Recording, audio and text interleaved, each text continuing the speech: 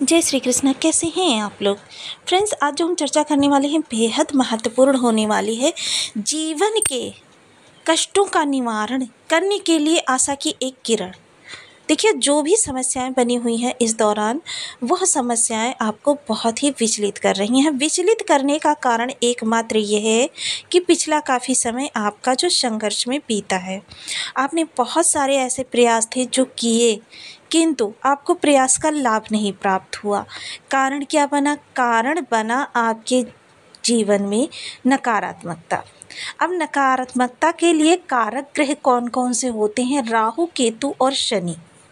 राहु जो कि उत्तरा भाद्रपद नक्षत्र में गोचर कर रहे हैं और इन्होंने अभी नक्षत्र पद परिवर्तन किया है।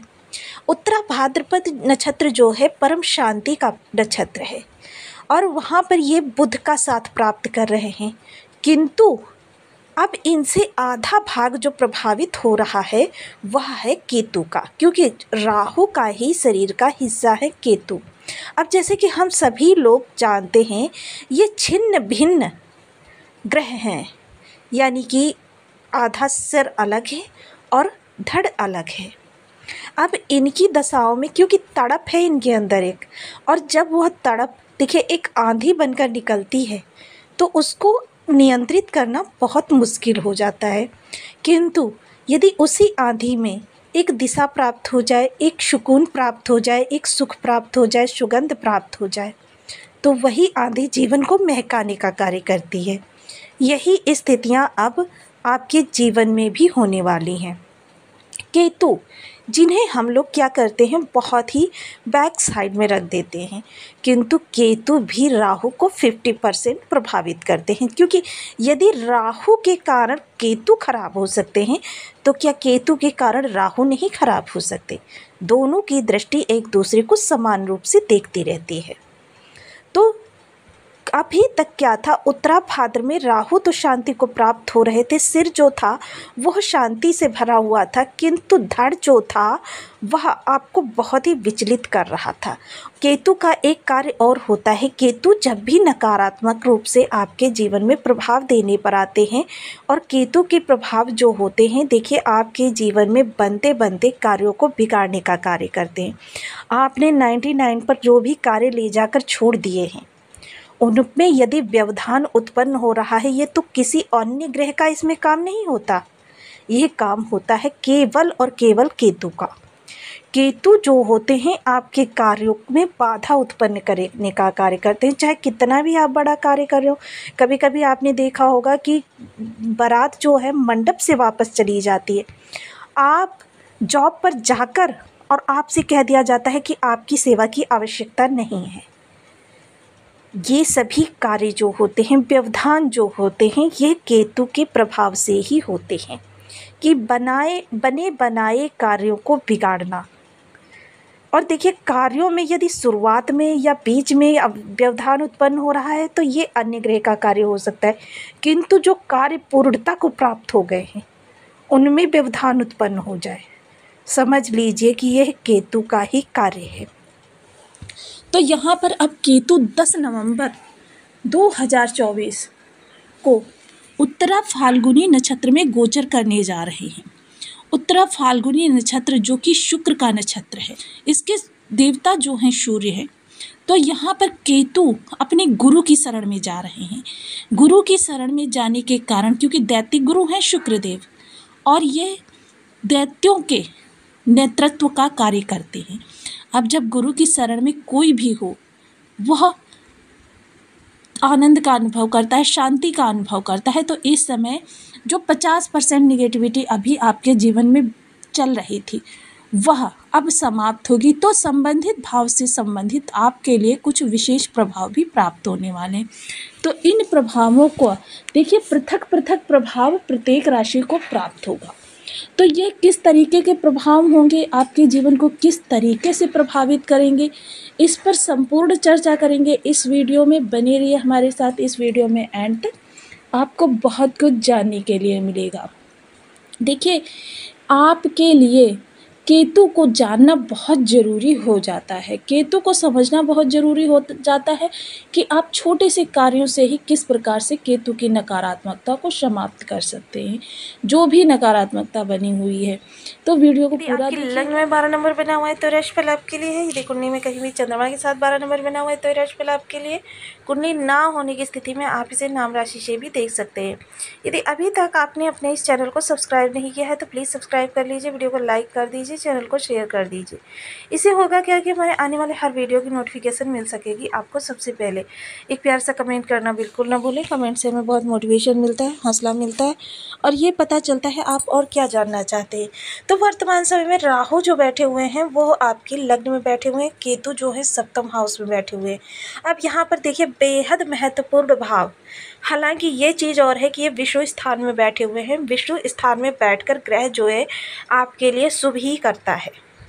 शुभ करने का कारण क्या होता है कि यहाँ पर आपकी 20% सकारात्मकता भाव बल से प्राप्त हो जाती है, क्योंकि भाव बल जो होता है वो ग्रह को बल प्रदान करता है। भाव बल के कारण आपको 20% इनकी सकारात्मकता प्राप्त हो जाती है। यदि आपने हमारा वो वीडियो नहीं देखा है जहाँ पर राहु को हमने भाव बल से किस प्रकार से शुभ होते हैं उसके बारे में बताया है तो आप देख लीजिए। देखिए, हालांकि राहु देव जो हैं उत्तरा भाद्रपद नक्षत्र में 50% शांति का अनुभव कर रहे थे, किंतु केतु की जस्ट दृष्टि के कारण, क्योंकि क्या है राहु की सप्तम दृष्टि से यदि केतु निगेटिव हो सकते हैं तो क्या केतु की दृष्टि राहु को प्रभावित नहीं कर सकती? बिल्कुल कर सकती है।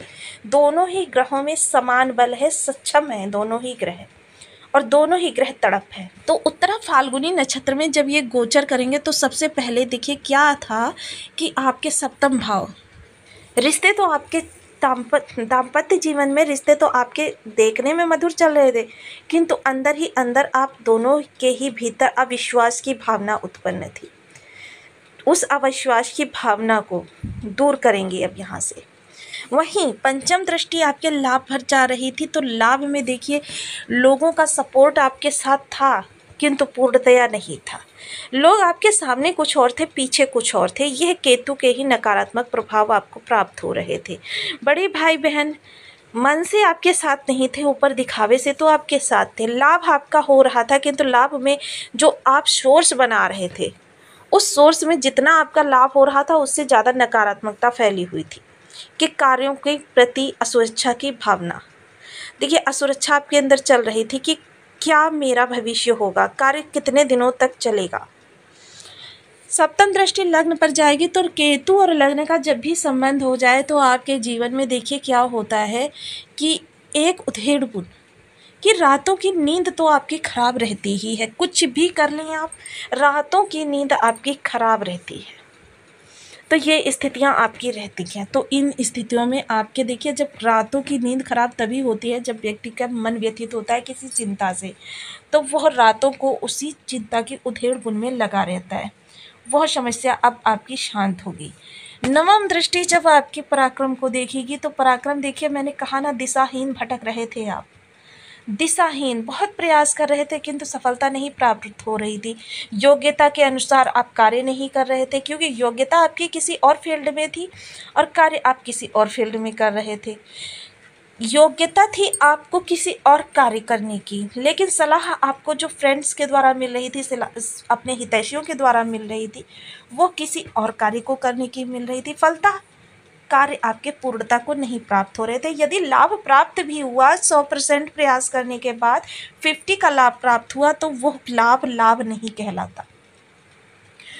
छोटे भाई बहनों के जीवन में कोई समस्या बनी हुई थी वो दूर होगी कि जैसा कि मैंने बताया ना कि केतु की नकारात्मकता जो है एंड में पता चलती है पूर्णता को प्राप्त होने के बाद। तो यह चीज़ें व्यक्ति को विचलित करने के लिए पर्याप्त है। आप बहुत परेशान रहते थे अपने भविष्य को लेकर, आप बहुत कार्य कर रहे थे कि कोई व्यक्ति आपको पूर्ण सांत्वना दे रहा है किसी जॉब को लेकर, किसी बिजनेस को लेकर, किंतु जब आप कार्य को करने जाते हैं तब आपको पता चलता है कि आपका वह जो सांत्वना दे रहा था उसने बिल्कुल सिरे से चीज़ों को खारिज कर दिया। फलतः आप आसमान से सीधे धरा पर गिरते हैं आकर। यह स्थिति हर किसी को बेचैन कर देती है और परेशान कर देती है। अब चूँकि मैंने बताया ना शुक्र के नक्षत्र में इनका गोचर, तो शुक्र जो हैं बहुत दैत्य गुरु हैं, तो इनका प्रभाव जो है इस समय पर राहु पर भी देखा जाएगा, केतु पर भी देखा जाएगा। चीज़ों को नियंत्रित करेंगे। देखिए थोड़ा समय लगेगा, और ये जो स्थितियाँ आपकी 10 नवंबर से प्रारंभ होंगी, ये वर्ष एंड तक आपकी चलती रहेंगी। तो थोड़ा समय लगेगा, लेकिन चीज़ों को पूर्णतया यह ग्रह गोचर आपका संतुलित कर देगा। हमारे जीवन को कोई भी ग्रह नकारात्मकता से भर रहा हो, तो ज्योतिष के देखिए प्रकांड जो ज्ञाता हैं, उनके अनुसार जब हम किसी उपाय को करते हैं, तो यदि ग्रह हमारा अरिष्टकारक होता है तो उसमें शुभता आनी प्रारंभ हो जाती है, यदि शुभ होता है तो उसमें बल आना प्रारंभ हो जाता है। तो देखिए आज मैं जो आपको उपाय बताने जा रही हूँ वो केतु से संबंधित बताने जा रही हूँ। तो केतु के इन उपायों को करके आप अपने जीवन में लाभ उठा सकते हैं। केतु के लिए सबसे पहले ओम केम केतवे नमः, इस बीज मंत्र का आप 1 माला, 2 माला, 5 माला, 7 माला, 11 माला का जप नियमित अपनी सुविधानुसार करना प्रारंभ करें। इसके साथ ही देखिए कुछ विशेष उपाय मैं आपको बताने जा रही हूँ। महीने में काला सफ़ेद कंबल महीने में 1 बार धर्म स्थान पर दान करने से आपके केतु जनित दोषों का शमन होता है। देखिए यह जो उपाय किया जाता है यह प्रातः ब्रह्म मुहूर्त में किया जाता है, जिस समय मंदिर में कोई ना हो उस समय पर किया जाता है। 100 ग्राम काले तिल ले लीजिए, 100 ग्राम सफ़ेद तिल ले लीजिए, इनको आपस में मिक्स कर लें। देखिए 2 रंग की कोई भी वस्तु हो, वह जो होती है वो केतु का ही प्रारूप होती है। अपने सिर से एंटी क्लॉकवाइज 7 बार उतार कर शनिवार की सायं जल प्रवाह कर दें, इससे भी आपके केतु जनित दोषों का शमन होता है। कुछ विशेष चीज़ें कि धन को क्या होता है, हमारे घर में मोस्टली लेडीज़ जो होती हैं उन्हें कहीं से धन प्राप्त हुआ, बच्चों ने 100 रुपये दिए, बच्चों के पापा ने 500 रुपये दिए, वो जहाँ बैठी हैं वहीं कहीं पेपर के नीचे रख दिए या कहीं अलग अलग स्थानों पर छिपा छिपा के रखती हैं। यह चीज़ जो है धन को सदैव व्यवस्थित रूप से और नियत स्थान पर ही रखना चाहिए, क्योंकि ऐसा करने से आपके केतु के दुष्प्रभावों में वृद्धि होती है। घर में बिना ताले की चाबी और बिना चाबी का ताला, दोनों ही चीज़ें जो हैं वह नेगेटिव केतु को बढ़ावा देती हैं, आपके केतु जनित दोषों में वृद्धि करती हैं। केतु के लिए देखिए आप गणेश जी की पूजन कर सकते हैं। गणेश जी जो हैं केतु के अधिष्ठात्र देव हैं, तो गणेश जी का ओम गंग गणपते नमः या फिर लाल चंदन की माला द्वारा गम बीज मंत्र का आपको 11 लाख बार जप कर लेना चाहिए। इससे भी आपके केतु जो हैं पूर्णतः सदैव के लिए शुभ हो जाते हैं। तो आपको वीडियो कैसी लगी मुझे कमेंट बॉक्स में ज़रूर बताएं। चैनल पर न्यू हैं तो प्लीज़ वीडियो को लाइक शेयर, चैनल को सब्सक्राइब करना बिल्कुल ना भूलें। मिलती हूँ नेक्स्ट वीडियो में, तब तक के लिए नमस्कार। अपना ध्यान रखें, स्वस्थ रहें, मस्त रहें।